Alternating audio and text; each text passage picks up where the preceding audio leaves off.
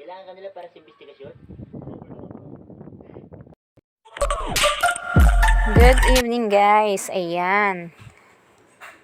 Ayan, our video for tonight or for today is ang prito nating galunggong. Ayan. Guys, konti lang yan. 5 piraso lang guys. Umabot na siya ng half kilo. So, medyo malaki rin naman siya. So, eto na nga. Kumain na tayo dahil nakakagutom na ang tanghaling ito. Ayan, alam nyo na. Kapi-kapi lang tayo sa umaga. Saglit lang, napakagaan lang sa ating tiyan. Kaya, kulang talaga yung pagkakapi lang or tinapay. Yung magagaang breakfast na yan. So, nakakagutom na guys. Ayan.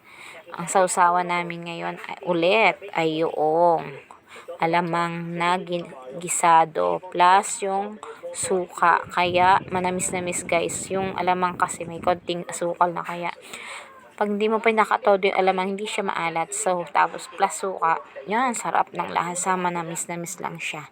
Ay eto na nga sabay-sabay kumakain ng mga junakis ko. Medyo maliit lang mesa talaga. So ini-slide ko yung aking camera syempre para abutin pati yung aking mga nilalafang dito para makita nyo rin. Ayan. At sila ay kumakain din doon. Yung iba mamaya pa yan. Pag hindi pa nagugutom sila. Ayan. Pero sa yan guys. Yung iba nauna na.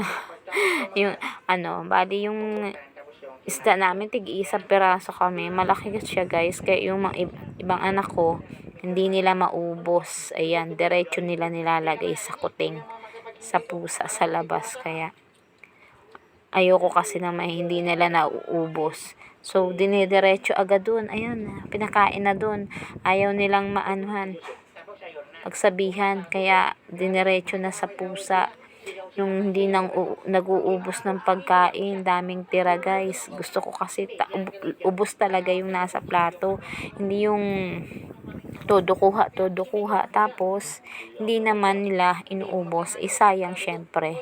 Kailangan sa panahon ngayon, lalo't napakamamahal na mga bilihin, kailangan natin talagang magtipid. Hindi pwedeng magtapon ng mga pagkain kasi nga, tayo, kung pasalamat tayo, mayroon tayong mga kinakain. Samantalang yung ibang bata, kahit ano kinakain nila, hindi nagsasayang.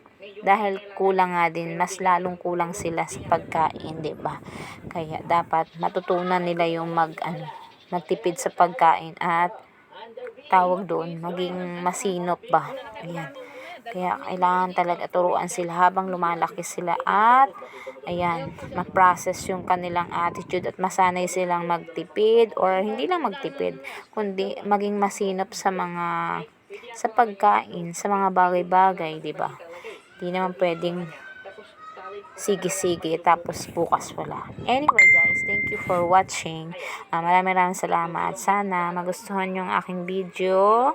Ayan, natakam kayo. Please, like and share my video. Thank you so much sa inyo. Bye!